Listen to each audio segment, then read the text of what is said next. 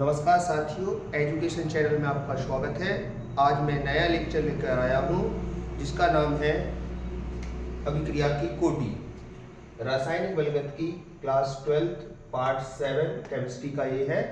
पिछले 6 वीडियो इस पर अपलोड कर दिए गए हैं जिनमें इसके बेसिक्स और विभिन्न प्रकार के क्वेश्चन कवर कराए गए हैं, तो आप उन क्वेश्चनों को जरूर कवर कीजिएगा। आज हम अभिक्रिया की कोटि को पढ़ा चुके हैं, फिर भी आज अभिक्रिया की कोटि को दोबारा देख रहे हैं और साथ में अणु संख्यता देखेंगे और फिर इन दोनों में अंतर देखेंगे। अंतर बहुत ही इम्पोर्टेंट है, उस अंतर को पेपर में बहुत बार पूछा जा चुका है। तो बने रहिए, लेक्चर देखते रहिए और वीडियो पर लगातार बने रहिए।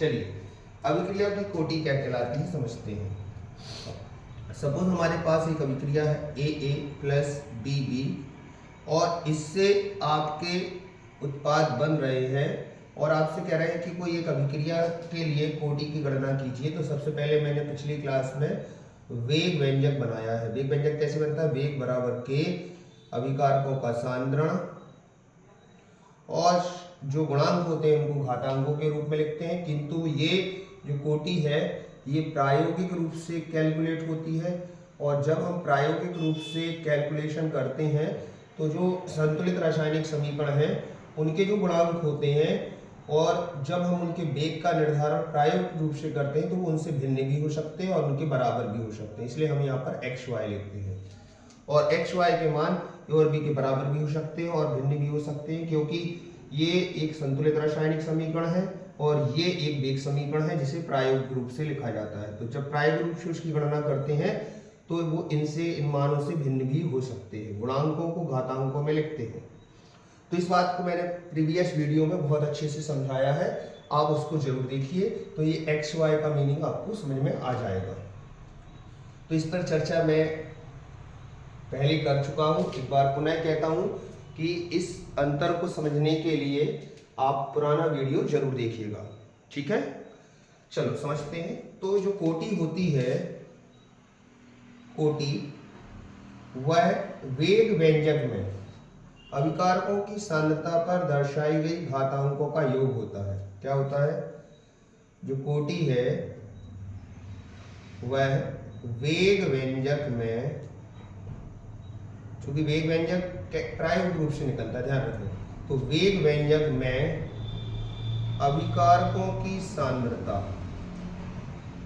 अभिकारकों की, ये अभिकारक है, की सांद्रता के ऊपर, सांद्रता के ऊपर दर्शाई गई घातांकों का योगफल होता है,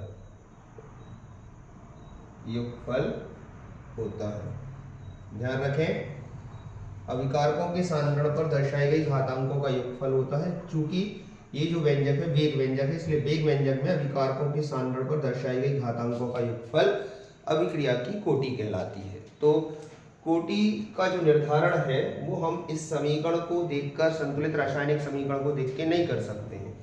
हमें क्वेश्चन में वेग व्यंजक दिया जाना चाहिए, क्योंकि वेग व्यंजक प्रायोगिक रूप से लिखा जाता है और प्रायोगिक रूप से जब वेग व्यंजक लिखा जाता है तो इनकी घातांकों का योगफल हम कोटि कह सकते हैं। तो अभिक्रिया की कोटि कैलकुलेशन करें तो क्वेश्चन में वेग व्यंजक दिया जाएगा, आप अभिकारकों की सांद्रता पर दर्शाई गई घातांकों का योगफल कर दीजिए, आपको कोटि की गणना हो जाएगी। कोटि निकालने के लिए वेग व्यंजक में घातांकों का योगफल करना है, अभिकारकों की सांद्रता पर जो घात लिखी होगी उनको योग करना है। ठीक है, ध्यान रखें, कोटि की गणना, अभिक्रिया की कोटि की गणना प्रायोगिक रूप से की जाती है, प्रायोगिक रूप से की जाती है। मतलब इसको हम समीकरण को देख के पता नहीं लगा सकते कि इसकी कोटि कितनी है, हमें प्रायोगिक रूप से पता करना पड़ेगा कि इनके मान इनसे भिन्न तो नहीं आ रहे हैं। कुल मिलाकर वेग व्यंजक आपको देखना पड़ेगा, वेग व्यंजक में जो घातांक होगी उनका योगफल करेंगे तो कोटि की गणना प्रायोगिक रूप से की जाती है। ध्यान रखें, अभिक्रिया की जो कोटि है, अभिक्रिया की कोटि ये शून्य भी आ सकती है, कोटि शून्य शून्य आ सकती है, पूर्णांक में हो सकती है, भिन्न हो सकती है, भिन्नात्मक हो सकती है, पूर्णांक में हो सकती है, शून्य हो सकती है, भिन्नात्मक हो सकती है, और पूर्णांक के लिख देते हैं, कोई संख्या हो सकती है, भिन्न में हो सकती है। तो अभिक्रिया की कोटि शून्य, भिन्नात्मक, पूर्णांक हो सकती है। और हमने पिछले लेक्चर में कैलकुलेट भी किया था कि अभिक्रिया की कोटि सभी प्रकार की आ रही है। ठीक है, तो अगर हम एक अभिक्रिया देखें 2NH3, ये अमोनिया है, और अमोनिया का विघटन देखें तो N2 + 3H2। अमोनिया नाइट्रोजन और हाइड्रोजन बदलती है, और जब ये बदलती है तो इसका निर्धारण हम जब करते हैं तो देखने में आ रहा है कि हम इसका जब वेग व्यंजक लिखेंगे तो वेग बराबर के, अभिकारक कौन है NH3, और आप इसमें लग रहा होगा कि 2 घात लिख दीजिए, जब किंतु जब इसका जब प्रायोगिक रूप से निर्धारण होता है तो शून्य घात पर निर्भर करता है। प्लेटिनम धातु होती है, और प्लेटिनम धातु पर अमोनिया आसानी से क्रिया करके नाइट्रोजन और हाइड्रोजन में बदल जाती है। तो वेग का जब हम गणना करते हैं तो देखने में आता है NH3 की सांद्रता पर, ये प्रारंभिक सांद्रता पर निर्भर नहीं करती है, और नाइट्रोजन और हाइड्रोजन आसानी से बन जाती है। तो ये शून्य कोटि की अभिक्रिया है। तो अभिक्रिया की कोटि ध्यान रखें, अभिक्रिया की कोटि के बारे में मुख्य बातें पता होनी चाहिए, और जिस चीज का प्रायोगिक निर्धारण हम करते हैं प्रायोगिक रूप से, तो उसकी क्रिया अभिक्रिया की कोटि, अभिक्रिया की कोटि द्वारा, अभिक्रिया की कोटि द्वारा हम अभिक्रिया की क्रियाविधि के बारे में, क्रियाविधि के बारे में जानकारी प्राप्त कर सकते हैं, जानकारी प्राप्त कर सकते हैं। ठीक है, अभिक्रिया की कोटि द्वारा हम अभिक्रिया की क्रियाविधि के बारे में जानकारी प्राप्त कर सकते हैं, क्योंकि ये प्रायोगिक रूप से ज्ञात की जाती है, और जिस चीज को अपन प्रायोगिक रूप से ज्ञात कर सकते हैं, प्रायोगिक रूप से ज्ञात करते हैं, उनके बारे में संपूर्ण जानकारी का अध्ययन कर सकते हैं। तो हमेशा याद रखें, जो अभिक्रिया की कोटि है वो वेग व्यंजक में दर्शाई गई घातांकों का योगफल है। इसका मान शून्य भी हो सकता है, पूर्णांक में भी हो सकता है, और भिन्न भी हो सकता है, और ये प्रायोगिक रूप से ज्ञात की जाती है। और ध्यान रखें, अभिक्रिया की कोटि के द्वारा हम अभिक्रिया की क्रियाविधि के बारे में अध्ययन कर सकते हैं। तो ये कुछ बातें हैं जो आपको अभी अंतर के काम में भी आएंगी, तो इसको आप ध्यान रखें, चाहे तो इसको स्क्रीनशॉट ले सकते हैं और इसको नोट भी कर सकते हैं। अब हम कुछ और अभिक्रियाएं देखते हैं जो अभिक्रिया की कोटि से हटकर हैं, और जिसको हम अणु संख्यता के नाम से समझेंगे। ठीक है, चाहे तो आप इसको नोट कर लीजिए।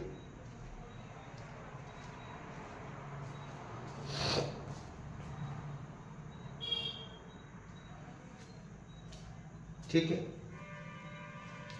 अब कुछ चीजें और समझाता हूं मैं आपको।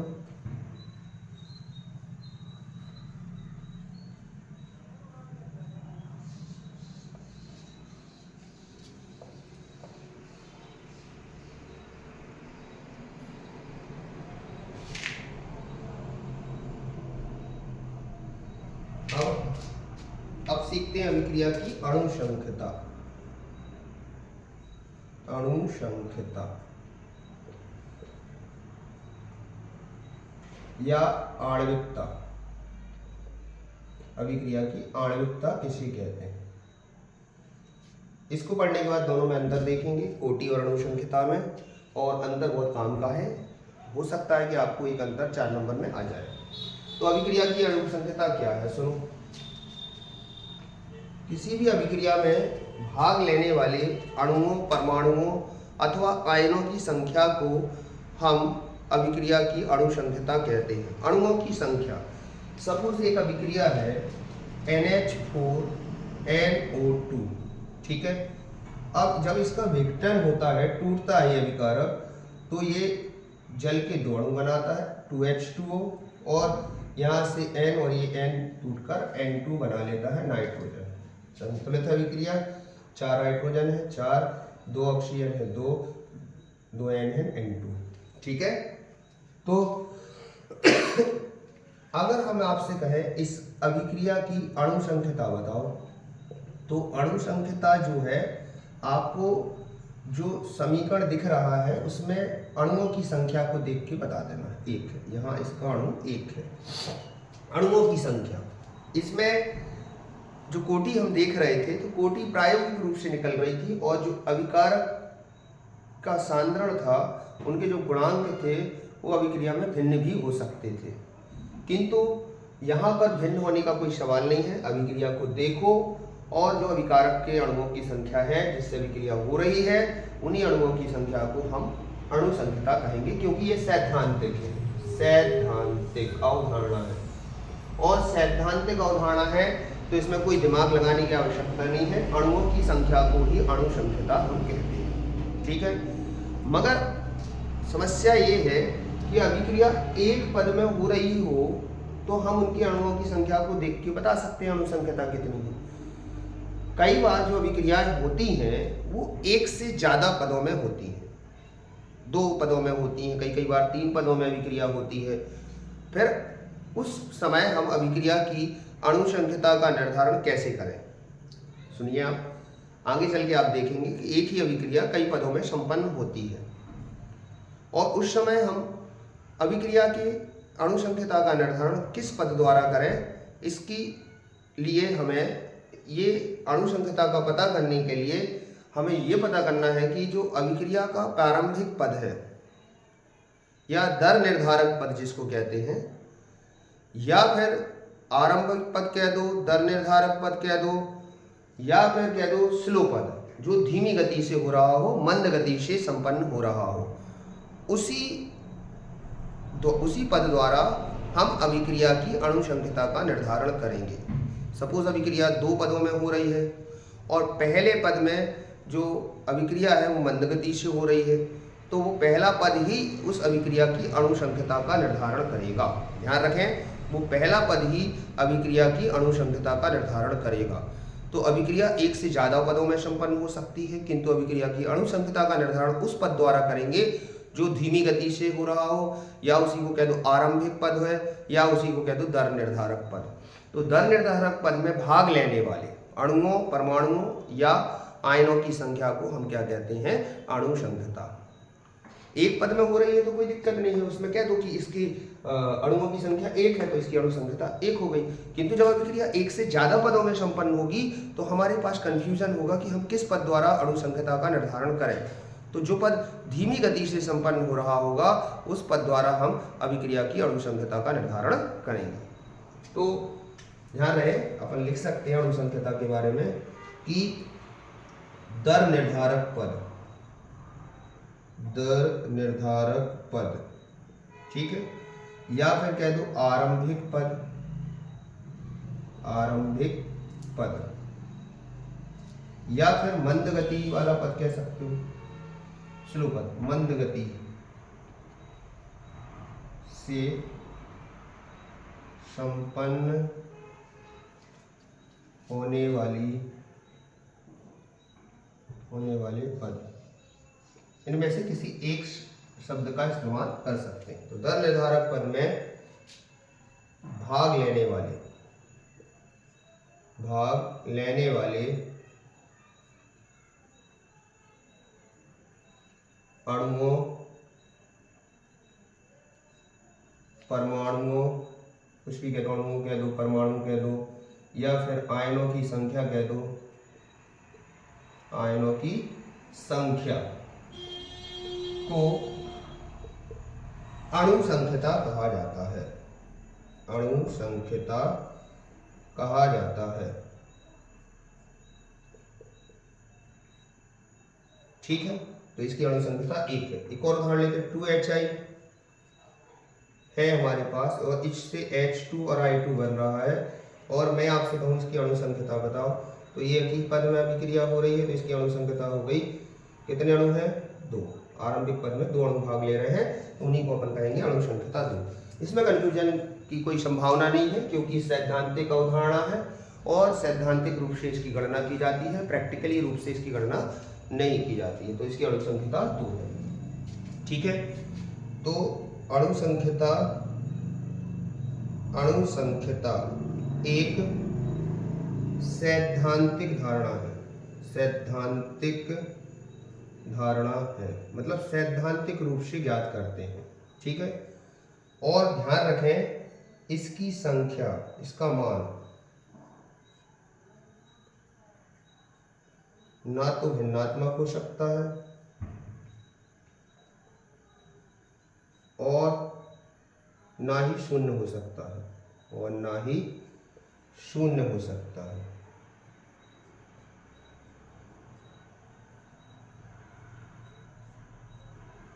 तो केवल इसका मान 1 2 3 पूर्णांक में होगा, पूर्ण संख्या होगी, ना तो शून्य हो सकता है और ना ही इसका मान भिन्न में हो सकता है। जबकि कोटि हमने देखी थी, उसका मान शून्य भी हो सकता है, भिन्नात्मक भी हो सकता है, पूर्णांक भी हो सकता है। इसमें केवल पूर्णांक संख्या आपको नजर आएगी, इंटीजर संख्या नजर आएगी, 1 2 3 4 जिसको अपन कहते हैं, वो संख्या नजर आएगी, और आपको इसके अलावा कुछ भी नजर नहीं आएगा। इसी को कहते हैं अणु संख्या। ठीक है, अगर एक से ज्यादा पदों में अभिक्रिया हो रही हो तो मंद गति से जो पद हो रहा है उसी द्वारा अणु संख्या का निर्धारण कर दो, या आरंभिक पद द्वारा कर दो, दर निर्धारक पद भी कह सकते हैं। तो इसमें अणु संख्या आपकी 1 है, इसमें अणु संख्या 2 है। ठीक है, तो अणु संख्या समझ में आ गई होगी। और जो चीज सैद्धांतिक होती है, उससे अभिक्रिया की क्रिया विधि का अध्ययन हम नहीं कर सकते। इसके द्वारा अभिक्रिया की क्रिया विधि का अध्ययन नहीं किया जा सकता, क्योंकि ये सैद्धांतिक अवधारणा है और सैद्धांतिक रूप से हम उसकी क्रिया विधि को नहीं समझ सकते हैं, उसके लिए प्रायोगिक रूप चाहिए। तो इसके द्वारा हम अभिक्रिया की क्रिया विधि का अध्ययन नहीं कर सकते। तो ये कुछ बातें हैं अणु संख्या के बारे में जो आपको ध्यान रहनी चाहिए। अभी इसके जस्ट बाद हम अभिक्रिया की कोटि और अणु संख्या में अंतर देखने वाले हैं, तो ये आपको बहुत काम आएगा। तो ध्यान रखें, अणु संख्या क्या है? अणुओं की संख्या, अभिक्रिया में जो भाग ले रहे हैं उनके अणुओं की संख्या को अणु संख्या कहते हैं। अगर एक पद में हो रही है तो वही अणुओं की संख्या है, किंतु दो या दो से ज्यादा पदों में अभिक्रिया हो रही है तो जो आरंभिक पद होगा, जो धीमा पद होगा, उसके द्वारा हम अभिक्रिया की अणु संख्या का निर्धारण करेंगे। और ये सैद्धांतिक अवधारणा है और शून्य भी नहीं हो सकती और भिन्न भी नहीं हो सकती, और इसके द्वारा हम क्रिया विधि का अध्ययन भी नहीं कर सकते। आई होप सबको समझ में आ रही होगी अणु संख्या क्या है। चलिए इसे नोट कर लीजिए सब लोग।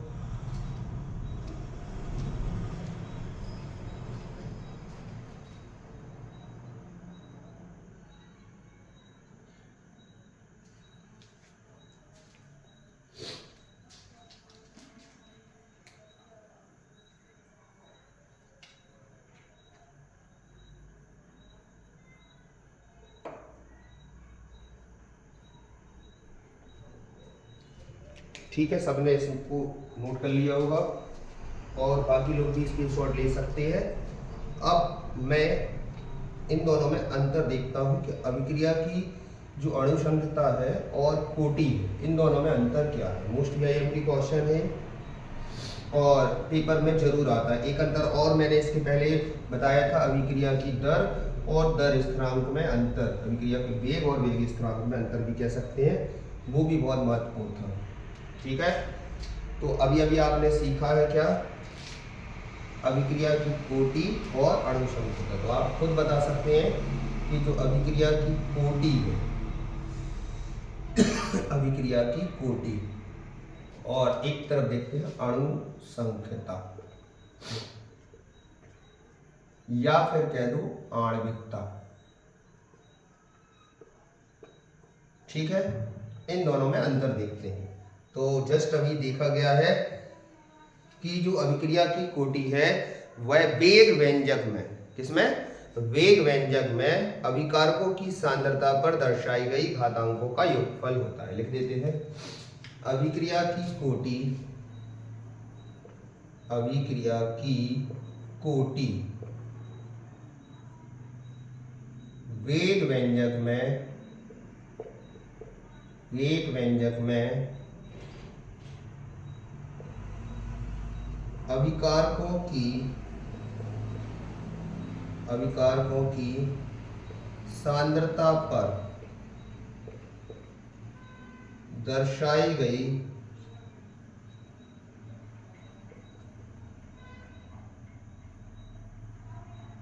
घातांकों का योगफल होता है, घातांकों का योग होता है। ठीक है।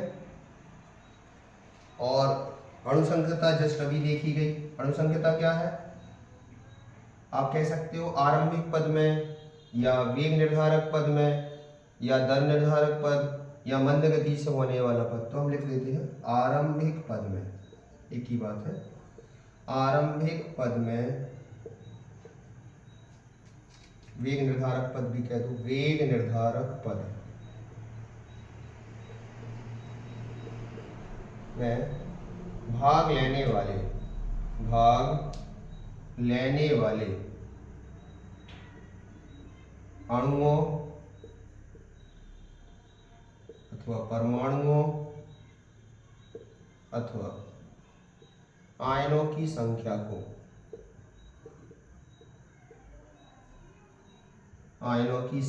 को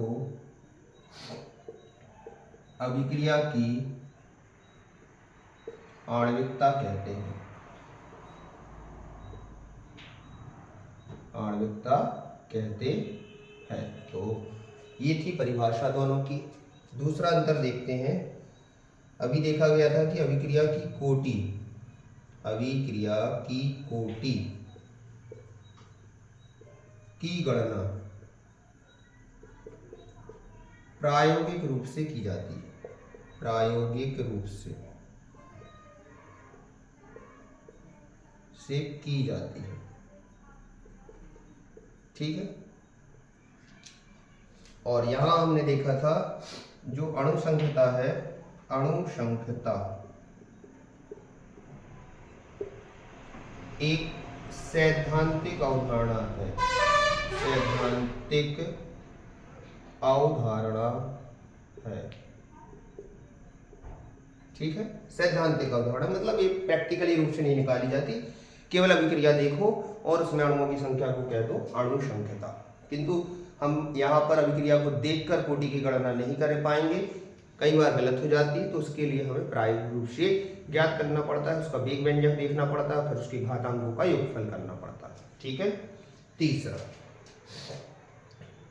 जो अभिक्रिया की कोटि है, ध्यान रखिए, अभिक्रिया की कोटि ये शून्य भी हो सकती है, शून्य भी हो सकती है, पूर्णांक में भी हो सकती है, और भिन्नात्मक भी हो सकती है, भिन्नात्मक भी हो सकती है। ध्यान रखें, अभिक्रिया की कोटि शून्य, पूर्णांक व भिन्नात्मक हो सकती है। ठीक है। अगर हम अणुसंख्यता की बात करें तो इसका मान ना तो शून्य हो सकता है और ना ही भिन्नात्मक हो सकता है। इसका मतलब है कि ये ना तो शून्य होगी और ना ही भिन्नात्मक होगी, पूर्ण संख्या होगी, 1 2 3 4 ऐसा कुछ मान अणुओं की संख्या का होगा जिसे हम अणुसंख्यता कहेंगे। तो ध्यान रखें, इसका मान ना तो शून्य होगा और ना ही भिन्नात्मक होगा। ठीक है। बहुत मोस्ट वीआईएमपी क्वेश्चन है, मोस्ट वीआईएमपी बहुत आता है पेपर में, इसको जरूर आप कवर करें। तो ये अभिक्रिया की कोटि शून्य, पूर्णांक और भिन्नात्मक हो सकती है। इसका मान ना तो शून्य और ना ही भिन्नात्मक हो सकता है, केवल पूर्ण संख्या एक होती है। चौथा देख लेते हैं, जो अभिक्रिया की कोटि के द्वारा हम अभिक्रिया की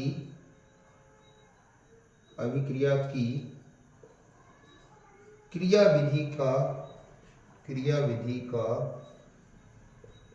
अध्ययन कर सकते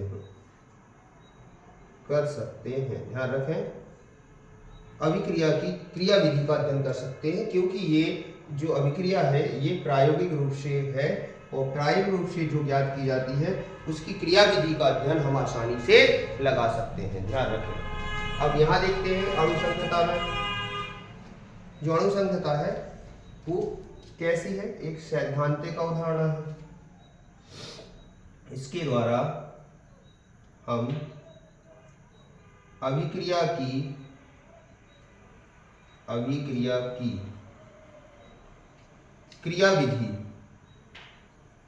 क्रियाविधि का अध्ययन नहीं कर सकते, क्योंकि एक सैद्धांतिक अवधारणा है। सिद्धांत द्वारा हम क्रियाविधि को कैसे समझ सकते, नहीं समझ सकते। तो ये अंतर है अभिक्रिया की कोटि और अणुसंघनता में, मोस्ट VIMP अंतर है। इसको समझने के लिए इसके पहले मैंने दोनों को समझाया, उसी चीज को मैंने अंतर के रूप में लिख दिया। आई होप आपको अभिक्रिया की कोटि और अणुसंघनता समझ में आई होगी। और ये पेपर की दृष्टि से बहुत ही इंपॉर्टेंट क्वेश्चन है। ये पेपर में कई सालों में पूछा जा चुका है और इसकी संभावना लगातार बनी रहती है। तो इस लेक्चर को जरूर देखिएगा और सीखिएगा। पेपर की दृष्टि से लेक्चर बहुत महत्वपूर्ण है। तो सभी के लिए शुभकामनाएं। सभी लोग इस तरीके की वीडियो जरूर देखिएगा जिससे आपको पेपर में आसानी जाए। आई होप सबको समझ में आ गया होगा। इस प्रकार के वीडियो देखने के लिए लगातार चैनल पर बने रहें। हमारे यूट्यूब चैनल एजुकेशनल चैनल पवन राय पर लगातार बने रहिए और इस तरीके की वीडियो देखते रहिए। चैनल को लाइक कीजिए, सब्सक्राइब कीजिए और कमेंट कीजिए। आप जब लाइक करते हैं, सब्सक्राइब करते हैं और कमेंट करते हैं तो मोटिवेशन बढ़ता है और इस प्रकार की वीडियो बनाने में हमें मदद भी मिलती है। Thank you for watching.